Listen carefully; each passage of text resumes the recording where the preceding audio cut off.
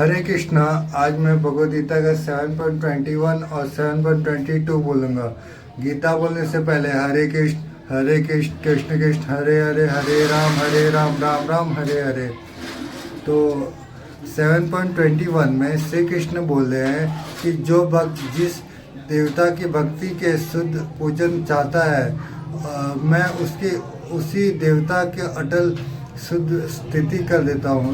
मतलब कि आप इसके ऊपर मैंने जो एक स्टोरी तैयार किया है, आप वो स्टोरी देखो, उससे आपको पता चलेगा कि आप जो देवता को पूजते हो अलग अलग, वो एक ही देवता है, बस उनको मानने के लिए अलग अलग पूछा जाता है। और इसके बारे में मैंने जो स्टोरी तैयार किया है, आप लोग देखो। हरे कृष्णा। एक छोटा सा गांव में तीन मित्र रहते थे, राम, श्याम और मोहन। तीनों ईश्वर को मानते थे, लेकिन उनकी भक्ति के तरीका अलग अलग थे। राम भगवान शिव की पूजा करता था, श्याम माँ दुर्गा की भक्ति करता था, मोहन श्री विष्णु की आराधना करता था। एक दिन तीनों में बहस हो गई, सबसे बड़ा भगवान कौन है। वे एक ज्ञानी संत के पास गए। संत मुस्कुराए और बोले, तुम तीनों सच्चे भक्त हो, लेकिन तुम यह समझ नहीं पा रहे हो कि सब देवता एक ही है, परम शक्ति के रूप हैं। तीनों संत ने समझाया तभी तभी संत ने समझाया, जैसे जैसे कि श्री कृष्ण ने गीता में कहा है कि जैसे देवताओं को तुम सच्चे मन से पूजते हो, उसी में तुम्हारी श्रद्धा भी वही परमात्मा स्थिर करता है। असल में सभी देवता उसी एक परम भगवान के अलग अलग रूप हैं। ये सुनकर तीनों मित्र को अपनी गलती समझ में आई। उनको झगड़े वो हट गए, दूर हट गए। अपने अपने श्रद्धा देवी को भक्ति करते हुए सभी देवताओं को समान करना सीख लिया, और उससे ही उनका उल्लेख हो गया।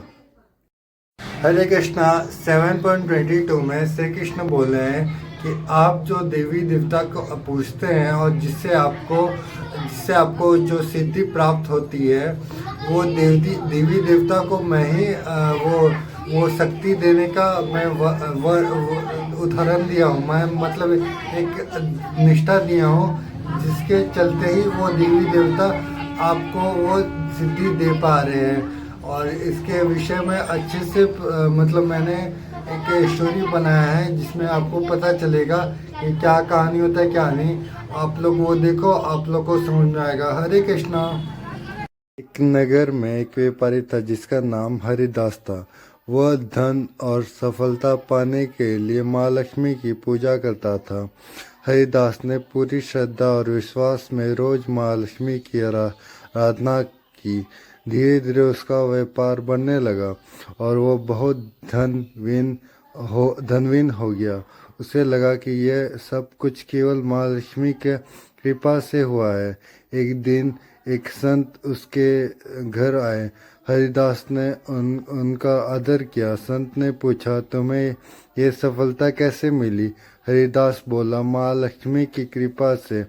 तब संत ने मुस्कुराया और कहा, हाँ तुमने सही कहा, लेकिन क्या तुम जानते हो कि माँ लक्ष्मी की भी शक्ति कौन देता है। माँ लक्ष्मी को शक्ति कौन देता है। हरिदास चिकत हो रह गया।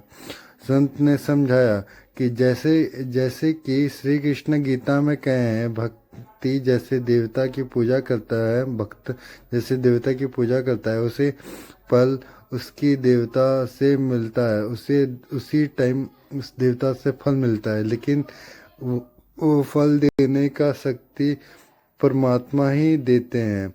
ये सुनकर हरिदास की सच्चाई समझ में आई। उसने केवल माँ लक्ष्मी की बल्कि उस परम भगवान की भी भक्ति शुरू कर दी, जो सबके पीछे है। और इससे ये स्टोरी समाप्त होती है। हरे कृष्णा।